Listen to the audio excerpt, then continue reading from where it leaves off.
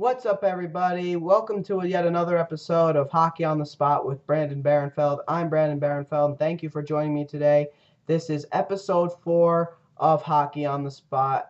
For the entire month of August, we'll be covering the 30 teams in 30 days following NHL.com's schedule. So with that being said, today we're going to talk about the Calgary Flames. And for the Calgary Flames, very rough season in Calgary this year. They haven't made the playoffs since 08-09. And the past 3 years that they didn't make the playoffs, they did come close. They finished with winning records, over 500 records, if you will. But this year, they finished with a losing record and under 500 record, if you will. And they were not good at all. They were one of the worst teams in the league. They finished 13th in the West, 13 points out of the 8th spot, and 6th to last overall in the league. And they were definitely one of the worst teams in the league this year, particularly on the road. They only won 6 games away from the Saddle Dome this year. And for the Calgary Flames, a long overdue rebuilding stage has finally begun, and it begun midway through last year when they made a bunch of trades. They traded Jay Bouwmeester to the St. Louis Blues, got a couple of good young players in that deal. They looked like they were going to trade Mika Kiprusoff. They wanted to trade him, but he wanted to stay, so they let him. And most important of all, they dealt their longtime franchise player and captain, Jerome Iginla, dealing him to the Pittsburgh Penguins for a bunch of good prospects, specifically Ben Janowski, who's supposed to be a pretty darn good prospect in the future.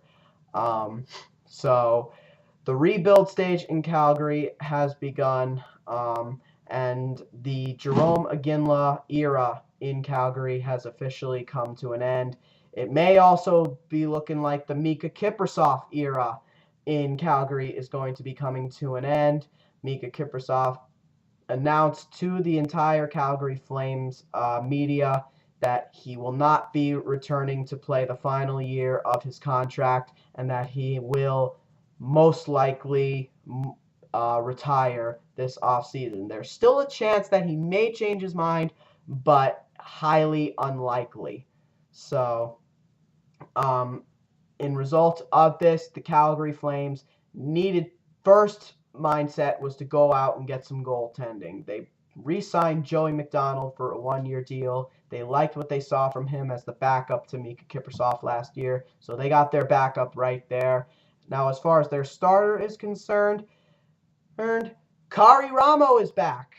That's right, folks. They brought back Kari Ramo. He spent the last 4 seasons in the KHL in Russia after playing 2 NHL seasons with the Tampa Bay Lightning as their starter.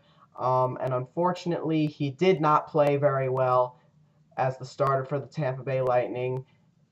They were one of the worst teams in the NHL both years. He then went to play 3 seasons in the KHL, where he finished with no higher than a 2.11 goals against average, which are stellar numbers. He was absolutely impressive in the KHL, and that caught the Calgary Flames' eye, so they decided to sign him to a 2-year contract. I like the years. The money may be a little bit in question. There's a lot. Was given a lot of money for a player that did not hone his NHL skills, and it's going to be interesting to see if he can translate his skills from Russia into the NHL again. So that is the hope in Calgary. And then the other guy who will be interesting to see make this roster could possibly battle out Joey McDonald for that backup spot and maybe even become the starter is 27-year-old Rito Berra, one of the guys who the Flames acquired in the Jay Bouwmeester trade. A Swiss-born goaltender, represented Team Switzerland in the World's tournament and was their starter and got them all the way to the gold medal game where he and his Swiss team won the silver medal. So keeping that knowledge in mind, it could be possible that Rito Berra could possibly be a candidate for backup or starter. So it'll be very interesting to see which goaltenders play and which one does not. It's pretty obvious that Kari Ramo will play regardless, at least to start. It's really between Joey McDonald and Rito Berra. So that's where the makeover begins. Calgary Flames also making a couple of other moves that didn't make them a better team, but definitely added some youth for sure. They let Roman Cervenka go. He is yet to sign with another team. He played last year with the Flames, finishing with 9 goals and 17 points in 39 games, which were solid numbers, but not what the Calgary Flames were hoping for. So Roman Cervenka will not be back in Calgary. And they still have a couple of other unrestricted free agents like Leyland Irving and Steve Bejin and Anton Babchuk, defenseman, once very solid offensive defenseman, but has dropped in value over the years. So those three, though, look like they will not be back either. So, but this offseason, the biggest move I think that the Calgary Flames made this offseason, other than the signing of Kari Ramo, they made a trade just prior to the draft with the Colorado Avalanche. They acquired forward David Jones and defenseman Shane O'Brien in exchange for veteran forward Alex Tanguay, who returns to Colorado for his second stint there, and shutdown defenseman Corey Sarich, who also is not getting any younger. So they trade away 2 guys who are not getting any younger and acquire 2 guys who both from the 03 draft. Shane O'Brien from the 8th round, David Jones from the 9th round. Now, Alex Tanguay is probably the best overall player of all 4 of them. He had the most points last year of any of them. Had a solid year, not a great year. So they'll definitely miss his offense. But again, this is a team going in a younger direction, so it was a move they felt they had to make. And then, of course, Corey Sarich, who was a very good shutdown defenseman for them for a few years. They'll miss his defensive play. But again, he's not getting any younger, so it was a move they felt they had to make. And with David Jones and Shane O'Brien, David Jones is a guy who, when he's playing at his best, is a player who has the mindset of shoot first, ask questions later. This is a guy who's a goal scorer. He's not a playmaker. He is a goal scorer. Unfortunately, after 2 solid years of 27 goals and 45 points in 10-11, and then 20 goals and 37 points in 11-12. Not as good, but still solid enough. He did not have a good year last year. Last year, without question, was his worst season. He finished the year with just 3 goals and 6 assists for a combined 9 points, which is not David Jones' numbers at all. This is a guy who, when playing at his best, is not a guy who's going to wow you. He's not going to get 50, 60 points a season. This is more of a 30, 40 point guy, but at the same time, a guy who's more of a 20, 27 goal scorer. He's proven that. And with Shane O'Brien, pretty similar type defenseman to Corey Sarich, another shutdown defenseman, but a guy who's a lot tougher, a lot grittier, which they did need on their blue line. They needed to get a little grittier, and a defenseman who a lot of players don't like to play against. So I think he's a good addition to the Calgary blue line. They also made a couple of other trades/signings. They acquired Chris Russell from the St. Louis Blues, a solid defenseman. Again, didn't have a good year last year, only 1 goal. A guy who is projected as more of an offensive defenseman, but a guy who just can never seem to stay healthy, it seems. He's hoping for that to change in Calgary. And because of their lack of depth on the blue line, he will definitely be a member of their top 6.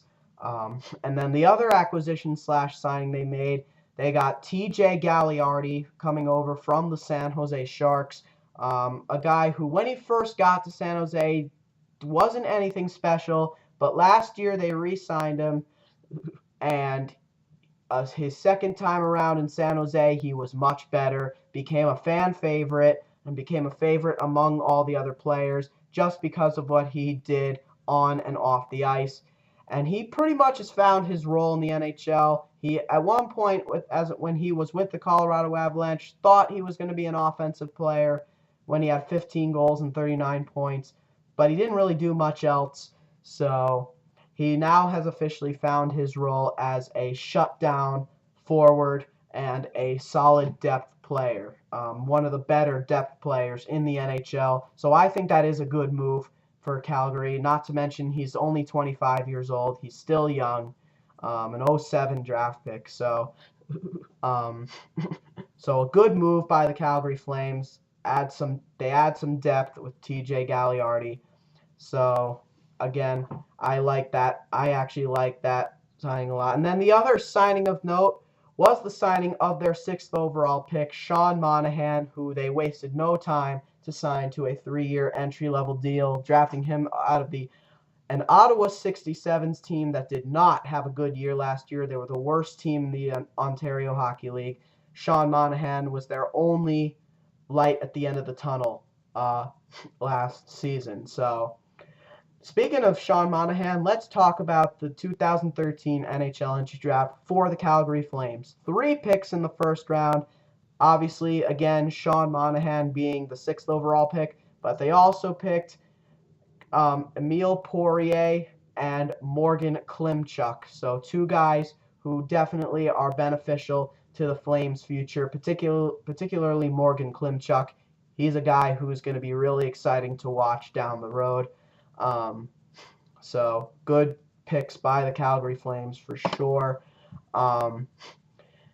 And for Sean Monahan, this is a guy who, if he was drafted by any other team, most likely would have spent another year or 2 in juniors, and then a year or so in the American Hockey League. But there's one big problem with the Calgary Flames. They have absolutely no depth whatsoever at center. They lack a lot at center. They do not have a legitimate number 1 center. Right now, Mike Camilleri is the guy who was fulfilling that role last year. But let's face it, he's more of a winger, not a center. He is good at center. He's even better on the wing, and he definitely would like to move back to the wing. A guy like Sean Monahan could give him that privilege as either a top line or second line center. And because of the lack of depth at center, they do have no choice, unfortunately, but to rush him into the National Hockey League. At least give him a 9-game trial at the start of the year. Hopefully he will stay. And another youngster in their system who will definitely look to play full-time for the team this year is Sven Baertschi, who looks to be the next superstar of the team, another Swiss player. And Sven Baertschi really impressed the team a couple years ago. He had a 5-game call-up, and he scored 3 goals in those 5 games. And last year, scored 3 goals and 10 points in 20 games after an impressive 26 points in 42 games with the Abbotsford Heat of the American Hockey League. So for Sven Baertschi, he will be looking to be their top line left winger for sure, and basically be the next Jerome McGinley, the next Joe Nieuwendyk, the next Theo Fleury, pretty much their next superstar. So the Calgary Flames definitely, despite how bad their team is going to be this year, the fact that they're in the rebuilding stage, despite the lack of depth, they definitely have one of the better prospect pools in the entire National Hockey League, which is a good thing considering that they're in the development stage. They have a great prospect pool: Sven Baertschi, Sean Monahan, Maxwell Reinhart, a lot of guys who could battle for an NHL spot. But the one guy on that prospect list who caught my eye, and a guy who's always caught my eye, is the number 3 prospect, Johnny Gaudreau. Johnny Gaudreau was the 104th overall pick in the 4th round of the 2011 NHL entry draft by the Calgary Flames, a native of Salem, New Jersey. Is committed to play another year at Boston College this year, but was a huge part of Team USA's run in the 2013 World Junior Championships and ended the season as their best forward. Their top goal scoring forward ended the year with 7 goals. Did not have a very good start to the season, had a very bad exhibition round, but only started to turn it on in the last exhibition game against Slovakia. And then once he turned it on there, he just didn't stop. In the elimination rounds, he was brilliant. So a guy who's only 5'6", 141 pounds, so another Theo Fleury version 2.0, I guess, an American version of.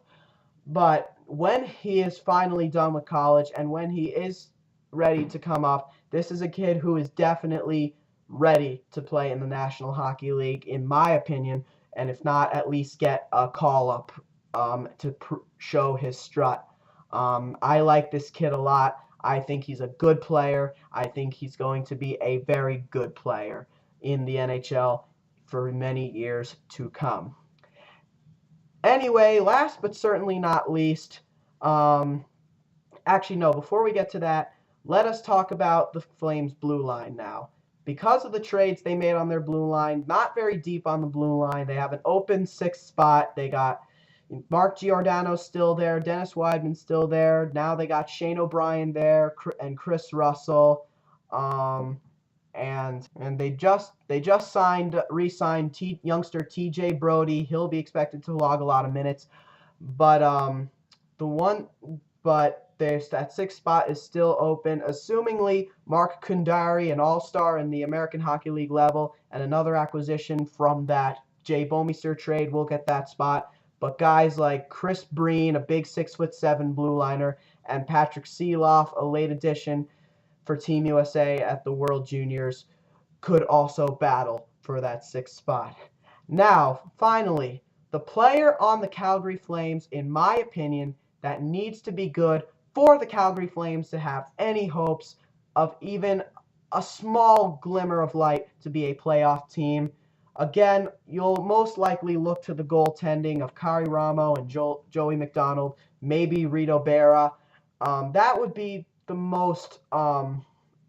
be a good choice for the player that needs to be good. But for my personal opinion, the player that needs to be good on the Calgary Flames, in order for them to even have the slightest hope of making the playoffs, is without question Mike Camilleri. In the past few years, Mike Camilleri has not been the same player we saw when he first joined the Calgary Flames, played that 1 year with them, had a career year, 39 goals that led the team in goal scoring in 08-09, and 82 points, second behind Jarome Iginla. Ever since, he has not been the same player, with the exception of the 2010 playoffs with the Montreal Canadiens when he scored 13 goals and 19 points. If Mike Camilleri can go back to being that player, that game changer, that sniper that can score all these goals, then the Calgary Flames may have a little bit of hope. But if he continues to play the way he's been playing, he had a solid year last year, but not the old Mike Camilleri numbers. But if he can go back to being the old Mike Camilleri, a guy who can score 30 to 40 goals and 80 to 82 points, then the Flames may have some hope offensively. Overall, however, are the Calgary Flames a playoff team? Absolutely not. They're in the redevelopment stage, and they need to get a lot older, and they need to do a lot more in order to be a playoff team. They definitely did not get any better this offseason despite the additions. All right, everybody. Thank you for joining me. That'll do it for today's episode of Hockey on the Spot. This has been Hockey on the Spot with Brandon Barenfeld. I'm Brandon Barenfeld. Tune in tomorrow when our 30 teams in 30-day coverage continues with the Edmonton Oilers, the arch rivals of the Calgary Flames. So until then, once again, this has been Hockey on the Spot with Brandon Barenfeld. I'm Brandon Barenfeld, and see you guys next time. Have a great day.